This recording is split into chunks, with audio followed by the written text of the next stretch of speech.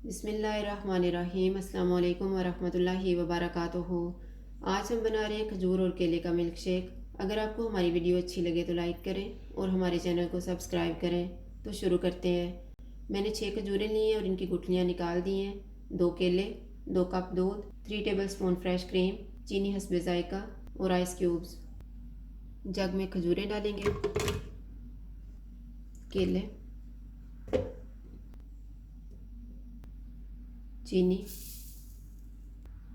Cream, दूध,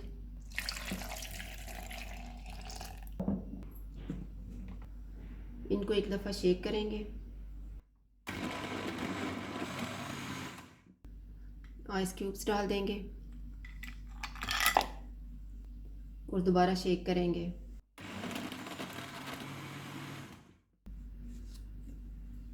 shake तैयार हो गया, इसको गिलासों में डाल लेते हैं।